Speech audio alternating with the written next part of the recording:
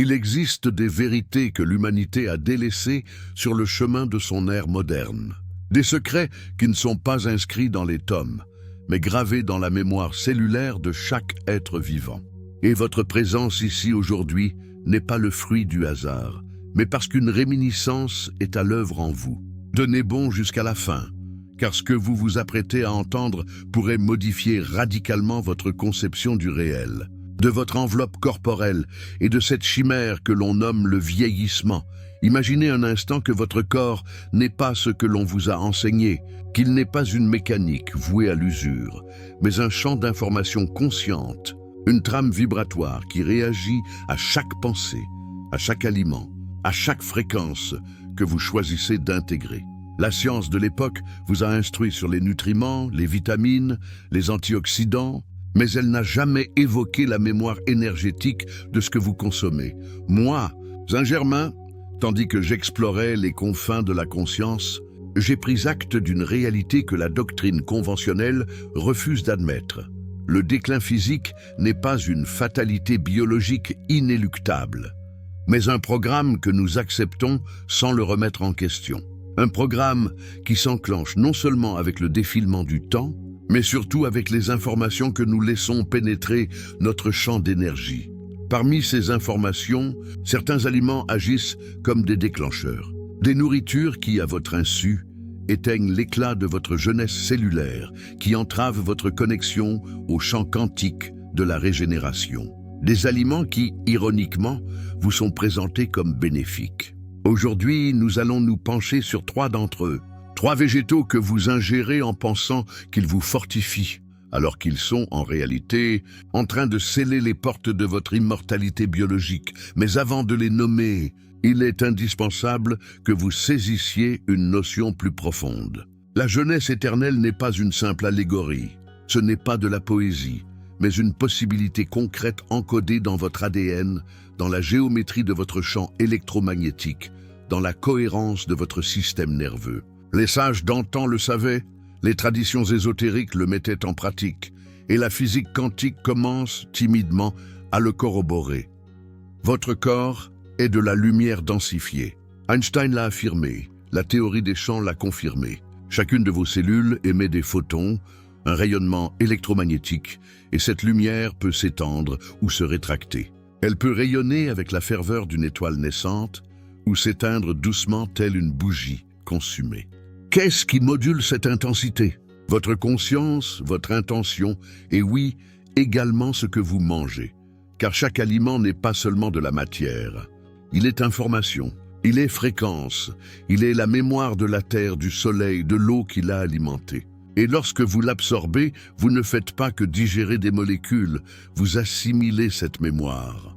Cette fréquence pénètre votre champ et entame un dialogue avec vos cellules. Or, il y a des aliments dont la fréquence est celle de l'expansion, de la lumière, du renouveau, et il en existe d'autres dont la fréquence est celle de la contraction, de la densité, de l'oubli. Les 3 légumes que je m'apprête à vous révéler appartiennent à cette seconde catégorie.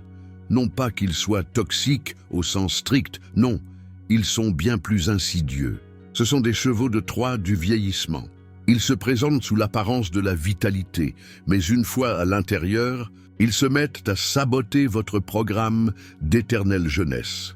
Et si ce que vous appelez déclin physique n'était rien d'autre qu'une amnésie cellulaire? Peut-être que votre corps n'oublie pas comment se renouveler. Il a simplement été programmé pour oublier. Restez avec moi.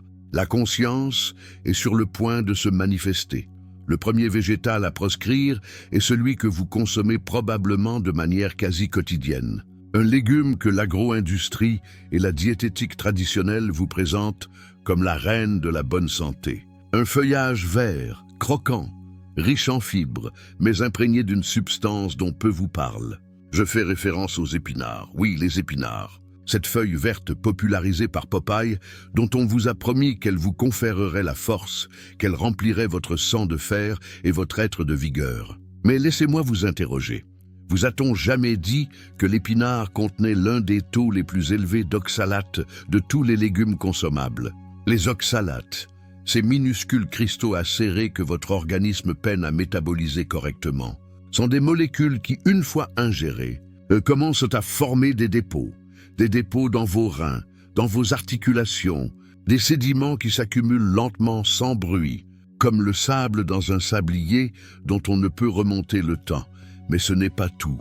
Les oxalates entravent l'absorption des minéraux cruciaux, calcium, magnésium, zinc, tous ces éléments dont votre système nerveux a besoin pour maintenir la cohérence quantique, pour que vos neurones continuent de s'activer avec la précision d'un laser, pour que votre champ électromagnétique reste puissant.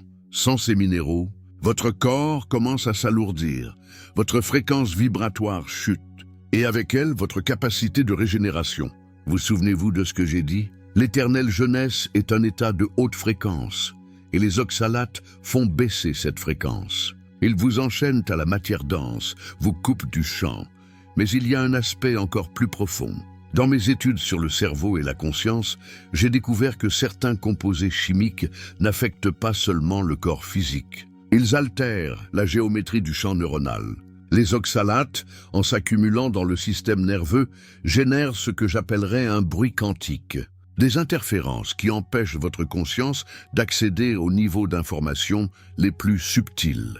C'est comme si l'on mettait de la statique sur votre radio intérieure et soudain, vous ne pouvez plus syntoniser la fréquence du renouveau. Vous n'entendez plus les instructions de votre ADN qui vous proclament « Tu es éternel ». Régénère-toi, renouvelle-toi, rayonne. L'épinard n'est donc pas qu'un souci nutritionnel. C'est un blocage de conscience. Et voici l'ironie. L'industrie vous le vend justement comme un mets anti-âge. On vous parle de ses antioxydants, de sa chlorophylle, de sa faculté à purifier votre corps. Mais personne n'évoque ce qu'il laisse derrière. Personne ne vous dit que ces mêmes feuilles vertes pourraient être en train de semer les germes de votre vieillissement prématuré.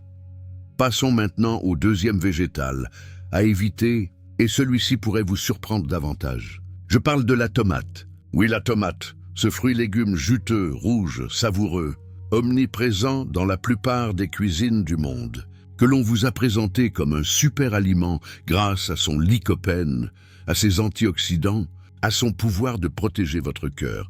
Mais encore une fois, il y a quelque chose que l'on vous a caché. La tomate appartient à la famille des solanacées, et les solanacées contiennent des alcaloïdes. Les alcaloïdes sont des substances chimiques naturelles que les plantes ont développées comme mécanisme de défense contre les prédateurs.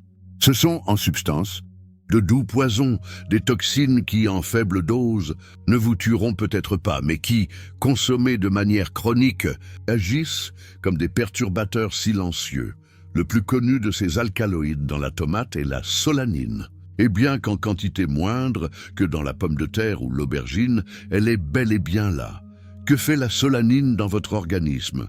Premièrement, elle provoque une inflammation. Elle crée une inflammation cellulaire de bas grade. Cette inflammation invisible qui ne fait pas mal, que vous ne voyez pas, mais qui consume lentement la flamme de votre jeunesse. L'inflammation chronique est l'un des piliers du vieillissement.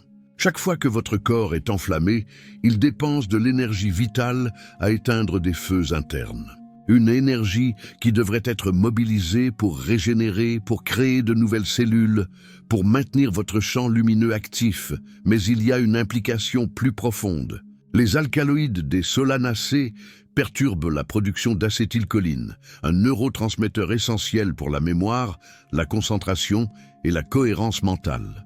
Sans une acétylcholine suffisante, votre cerveau commence à s'embrumer, vos synapses ralentissent et cette clarté cristalline de conscience que vous aviez dans votre jeunesse commence à se dissiper. Avez-vous remarqué comment, avec les années, votre esprit devient plus lourd? Comment les pensées ne s'écoulent plus avec la même rapidité et netteté qu'avant? Peut-être que ce n'est pas seulement l'âge, peut-être est-ce ce que vous avez ingéré pendant des décennies. Mais permettez-moi de vous emmener encore plus loin. Dans le chamanisme mésoaméricain avec lequel j'ai eu des contacts durant mes années de recherche, les sages évoquaient des aliments qui éteignaient le feu intérieur, des aliments qui, disaient-ils, fermaient l'accès au Nawal, à cette dimension de réalité amplifiée où tout est possible. Je n'ai jamais saisi complètement ce à quoi ils faisaient allusion jusqu'à ce que j'étudie les solanacées. Ces plantes, à doses élevées, altèrent la perception, provoquent la confusion, bloquent la lucidité. Et dans le contexte de notre discussion, ceci est crucial. Elles empêchent votre capacité à percevoir votre propre immortalité. Car l'éternelle jeunesse n'est pas seulement biologique, elle est perceptuelle. C'est la faculté pour votre conscience de se voir comme illimitée, comme hors du temps, comme perpétuellement renouvelable. Et si votre perception est obscurcie par des substances qui interfèrent avec votre neurochimie, alors votre conscience s'identifie au vieillissement, l'accepte, le projette et finalement le matérialise. Et si votre corps ne vieillissait que parce que votre esprit a oublié comment être éternel? Peut-être que la clé ne réside pas dans le combat contre le temps, mais dans le souvenir que vous n'avez jamais été soumis à lui. Restez attentif. Ce qui vient maintenant pourrait vous libérer d'une illusion millénaire. Et nous arrivons maintenant au troisième végétal à bannir. Celui-ci est peut-être le plus controversé, car non seulement il est largement consommé, mais il est devenu un symbole de la santé moderne. Je parle du soja et de tous ses dérivés. Tofu, lait de soja, protéines de soja, lécithine de soja. Cet aliment que la mouvance végétarienne et végétalienne a érigé en alternative parfaite à la protéine animale en nourriture du futur. Mais laissez-moi vous confier une chose que l'industrie alimentaire préfère vous taire. Le soja non fermenté renferme des phytoestrogènes en quantité alarmante, spécifiquement des isoflavones qui mimétisent l'action de l'œstrogène dans votre corps. Vous pourriez penser, et qu'y a-t-il de mal avec l'œstrogène? C'est une hormone naturelle. Oui, elle est naturelle, mais l'équilibre hormonal est l'un des piliers les plus fragiles de la jeunesse cellulaire. Lorsque vous introduisez des phytoestrogènes exogènes, vous commencez à dérégler cet équilibre, et par conséquent, vous déréglez toute la symphonie hormonale qui maintient votre corps en état de renouveau. Chez l'homme, l'excès d'œstrogène diminue la testostérone, réduit la vitalité, crée ce que j'appellerais une féminisation énergétique qui n'est pas naturelle, mais induite chimiquement. Chez la femme, l'excès d'œstrogène peut entraîner une dominance œstrogénique liée au vieillissement cutané prématuré, à l'accumulation de graisse, au brouillard mental et à un sentiment de déconnexion de son pouvoir féminin intrinsèque. Mais il y a un point encore plus profond et dérangeant. Le soja contient également des antinutriments, des substances comme l'acide phytique et les inhibiteurs de trypsine qui bloquent l'assimilation des protéines et des minéraux. Autrement dit, non seulement il ne vous nourrit pas comme il le promet, mais il empêche activement votre corps d'absorber les nutriments des autres aliments que vous consommez. C'est un voleur silencieux dans votre assiette. Et c'est là que la situation s'assombrit véritablement. La majorité du soja consommé dans le monde est transgénique, génétiquement modifié pour résister aux herbicides comme le glyphosate. Le glyphosate, ce produit chimique que l'Organisation mondiale de la santé a classé comme cancérogène probable, mais qui continue d'être massivement épandu sur les cultures de soja. Lorsque vous consommez du soja non biologique, vous n'ingérez pas seulement des phytoestrogènes et des antinutriments, vous ingérez des traces de glyphosate. Et le glyphosate altère votre microbiome intestinal, et votre microbiome intestinal est littéralement votre deuxième cerveau. C'est le jardin où sont cultivées votre santé, votre immunité, votre clarté mentale, votre stabilité émotionnelle, et oui, votre capacité à ne pas vieillir. Un microbiome endommagé est un champ de bataille intérieur. Et sur un champ de bataille, il n'y a pas de place pour la régénération, seulement pour la survie. Ainsi, lorsque vous consommez du soja régulièrement, surtout non fermenté et non biologique, vous introduisez dans votre système un cheval de 3 triples, des phytoestrogènes qui dérèglent vos hormones, des antinutriments qui vous dérobent des minéraux vitaux et des traces de produits chimiques qui détruisent votre écosystème interne. Et vous espérez maintenir la jeunesse éternelle dans ce scénario? Mais permettez-moi d'aller au-delà du biochimique. Au cours de mes années d'études des traditions orientales, j'ai fait une découverte fascinante. Dans la médecine traditionnelle, chinoise et l'Ayurveda, le soja a toujours été consommé fermenté, miso, tempeh, natto, toute forme qui transforme la structure moléculaire du soja et neutralise ses antinutriments. Pourquoi? Parce que les anciens savaient une chose que nous avons oubliée, tous les aliments ne sont pas aptes à la consommation dans leur état naturel. Certains doivent être transmutés au préalable. Ils doivent passer par le feu alchimique de la fermentation où les bactéries bienveillantes effectuent le travail de prédigestion, de désactivation des toxines, de transsubstantiation. Mais l'industrie moderne n'a pas le temps pour cela. La fermentation est lente, coûteuse, peu efficace. Alors, on vous vend du soja rapide, transformé, isolé, protéines de soja texturées, lait de soja instantané, barres énergétiques, à base de soja, toute forme que votre corps ne reconnaît pas comme une nourriture réelle. Et ce qu'il ne reconnaît pas, il le traite comme un intrus. Maintenant, vous vous demandez peut-être « Saint-Germain, alors que dois-je manger ? Si ces légumes sont à proscrire, que me reste-t-il » Et c'est là que j'ai besoin que vous élargissiez votre perspective. Il ne s'agit pas d'établir une liste d'aliments interdits et de vivre dans la peur. Il s'agit d'éveiller votre conscience alimentaire, de comprendre que chaque bouchée est un acte de co-création avec l'univers. La jeunesse éternelle ne s'obtient pas en évitant 3 légumes. Elle s'obtient en reconnectant avec l'intelligence de votre corps. Votre corps sait, il a toujours su, mais vous avez cessé de l'écouter. Vous avez cessé de l'écouter lorsque la publicité vous a dit qu'un aliment était sain, lorsque les nutritionnistes vous ont donné des listes et des portions, lorsque la science a réduit la nourriture à des calories et des macronutriments. Mais la nourriture est bien plus que cela. La nourriture est énergie, information, conscience condensée. Et lorsque vous commencez à manger depuis la conscience, depuis l'écoute profonde de votre champ intérieur, alors vous savez exactement ce dont vous avez besoin à chaque instant. Parfois, ce sera un fruit, parfois ce sera le jeûne, parfois ce sera de l'eau de source pure, parfois ce sera le silence, car la nutrition la plus profonde ne vient pas de l'extérieur. Elle provient du champ quantique qui vous soutient, de cette intelligence infinie qui fait battre votre cœur sans que vous ayez à y penser, qui régénère vos cellules pendant votre sommeil, qui guérit vos blessures sans mode d'emploi. Cette intelligence est votre véritable source de jeunesse éternelle et elle attend que vous vous en souveniez. Et si l'immortalité n'était pas un accomplissement futur, mais un souvenir oublié, peut-être que vous n'avez jamais été mortel. On vous a juste convaincu que vous l'étiez. Restez ici, car ce qui suit est la clé maîtresse. Alors, quel est le chemin?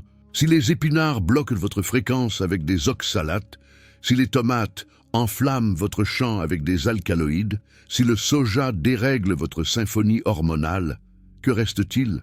Il reste la simplicité, il reste le retour à l'essentiel. Il reste le souvenir que pendant des millions d'années, l'humanité s'est nourrie de ce que la Terre offrait sans intervention industrielle.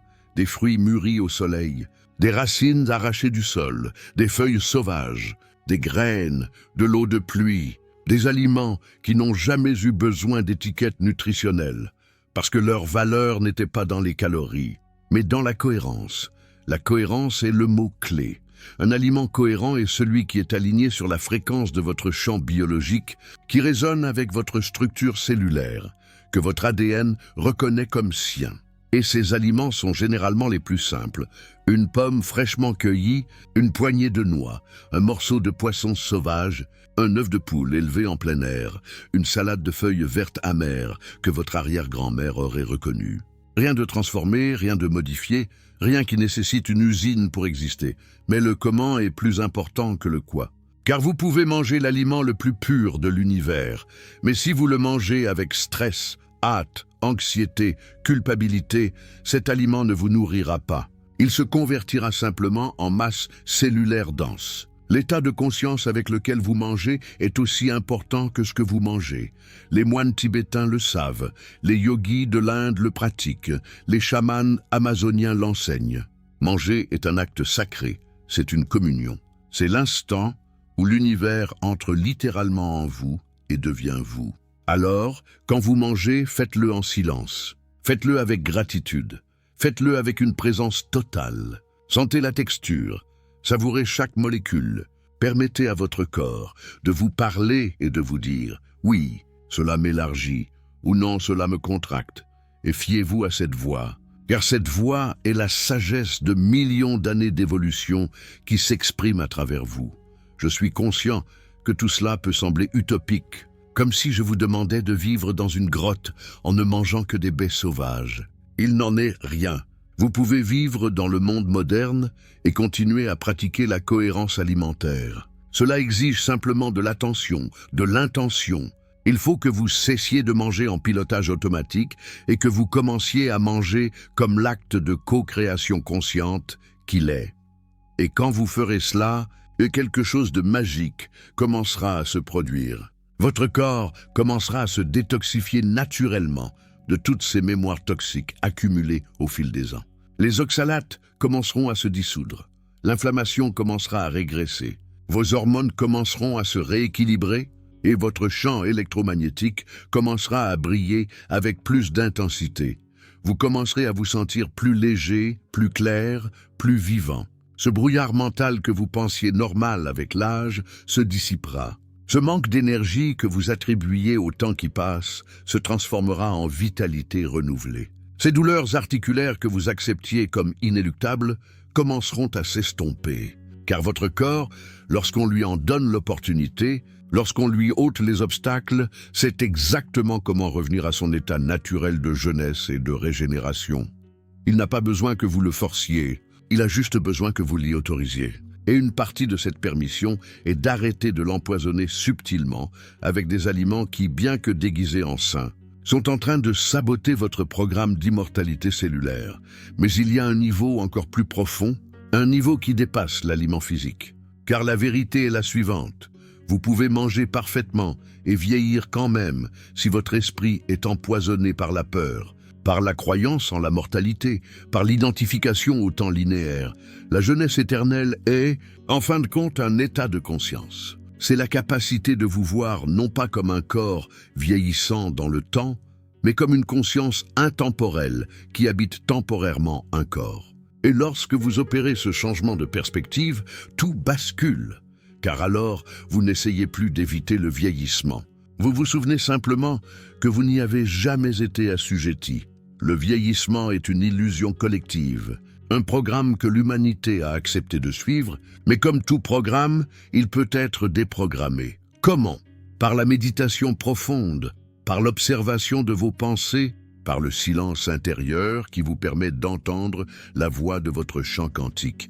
Dans mes recherches sur le cerveau, j'ai découvert que lorsqu'une personne entre dans des états profonds de méditation, son activité cérébrale change de manière spectaculaire. Les ondes bêta, associées à la pensée logique et au stress, diminuent et émergent les ondes θ et delta, associées à la régénération cellulaire, à la guérison profonde et à l'accès à l'information non locale. Dans ces états, le corps se reprogramme littéralement. Les cellules reçoivent de nouvelles instructions, l'ADN s'exprime différemment. Les télomères, ces petites horloges cellulaires qui sont censées déterminer votre âge biologique, peuvent s'allonger. Oui, vous avez bien entendu. Votre âge biologique n'est pas fixe. Il est plastique, il est malléable. Et l'outil le plus puissant pour le modeler n'est pas une pilule, un supplément ou un régime extrême. C'est votre propre conscience en état de cohérence profonde. Alors, la vraie question n'est pas « quels sont les légumes à éviter ?» La vraie question est « suis-je disposé à m'éveiller du rêve de la mortalité ?» Car c'est ce qui est en jeu ici. Il ne s'agit pas de vivre 120 ans dans un corps délabré. Il s'agit de vivre dans un état de renouvellement constant, où chaque jour, votre corps se régénère avec la même perfection qu'à vos 20 ans. Et c'est possible. Non pas pour tout le monde, car tous ne sont pas prêts à remettre en question les croyances les plus ancrées sur ce que signifie être humain. Mais pour ceux qui le sont, pour ceux qui peuvent voir, au-delà du voile de la programmation sociale, au-delà des limites imposées par la science matérialiste, au-delà de la peur d'être différent, pour eux, la jeunesse éternelle n'est pas une chimère. C'est un chemin étroit, certes, Un chemin qui exige discipline, conscience et une connexion profonde au mystère de l'existence. Mais c'est un chemin réel, et chaque petite décision que vous prenez au quotidien est un pas sur ce chemin ou un pas en dehors. Chaque fois que vous choisissez consciemment quoi manger, vous votez pour la réalité que vous souhaitez matérialiser. Chaque fois que vous vous asseyez en silence et observez votre respiration, vous reprogrammez votre champ quantique. Chaque fois que vous refusez d'accepter le récit du vieillissement inéluctable, vous ouvrez une porte vers une autre possibilité. Et cette autre possibilité vous attend, non pas dans le futur, non pas quelque part au loin. Maintenant, ici, à cet instant même, votre corps prend la décision de se régénérer ou de se détériorer. Et cette décision est influencée par votre niveau de conscience, par la qualité de vos pensées, par la cohérence de votre champ énergétique, et oui, par ce que vous avez mangé lors de votre dernier repas. Tout est lié. Tout est un hologramme où chaque partie contient l'information du tout, et vous êtes le centre de cet hologramme. Alors, que choisirez-vous? Allez-vous continuer à manger des épinards remplis d'oxalate parce qu'une publicité vous a dit qu'ils vous rendraient fort? Allez-vous continuer à consommer des tomates qui enflamment votre système nerveux parce qu'elles sont pratiques et savoureuses? Allez-vous continuer à boire du lait de soja transgénique parce qu'on vous a vendu l'idée que c'était sain? Ou allez-vous vous éveiller? Allez-vous commencer à écouter la sagesse de votre corps? Allez-vous vous reconnecter à l'intelligence de la nature? Allez-vous vous souvenir que vous êtes bien plus que ce corps physique, mais que ce corps physique est un temple sacré qui mérite votre respect et votre attention les plus profonds? Et lorsque vous ferez cela, lorsque vous franchirez enfin ce seuil de conscience, vous découvrirez que la jeunesse éternelle n'a jamais été quelque chose que vous deviez atteindre. C'était quelque chose que vous viviez depuis toujours. Vous aviez juste oublié comment le percevoir.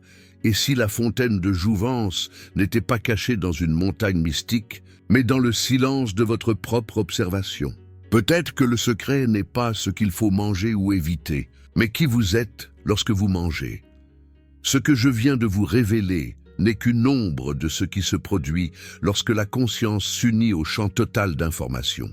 Il existe des niveaux de compréhension beaucoup plus profonds qui attendent d'être explorés, des dimensions de la réalité où le temps n'existe pas, où la maladie est impossible, où la jeunesse n'est pas un état temporaire, mais la nature permanente de l'être. Et dans les prochaines communications, si vous décidez de rester, si vous décidez de suivre ce chemin avec moi, je vous mènerai plus loin. Je vous dévoilerai des pratiques que les anciens maîtres ont gardées secrètes pendant des siècles. Je vous révélerai ce que j'ai découvert dans mes années de recherche sur le cerveau et la conscience. Je vous guiderai vers des états de perception où vous pourrez voir de vos propres yeux comment votre champ énergétique s'étend, comment votre corps répond à l'intention consciente, et comment la réalité elle-même se plie à la force d'un esprit éveillé. Mais pour y parvenir, vous devez être disposé à lâcher les certitudes, disposé à remettre en question tout ce que vous croyez savoir, disposé à entrer sur le territoire du mystère avec humilité et émerveillement. Si tel est le cas, je vous attends. Abonnez-vous. Non pas parce que j'ai besoin de votre attention, mais parce que vous avez besoin de ce rappel. Vous avez besoin que quelqu'un vous dise encore et encore, vous n'êtes pas fou. Ce que vous ressentez est réel. L'immortalité est possible. Et vous êtes fait de la même substance éternelle dont sont faites les étoiles. Et maintenant, avant de nous séparer, je veux que vous fassiez ceci. Fermez les yeux un instant, respirez profondément et demandez-vous, dans le silence de votre intérieur, « Qui suis-je sans l'histoire de mon âge? Qui suis-je sans la croyance au temps? Qui suis-je lorsque je me vois comme pure conscience ?» Et dans cet espace de silence, peut-être, juste peut-être, entendrez-vous la réponse qui a toujours été là, la réponse qui vous dit « Tu es éternel, tu l'as toujours été et tu le seras toujours.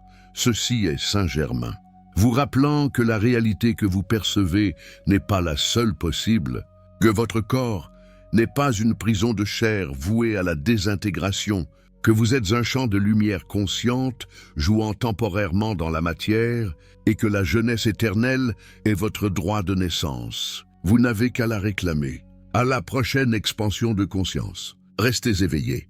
L'univers vous observe pendant que vous observez ces mots. Et dans cette observation mutuelle, quelque chose de nouveau est en train de naître.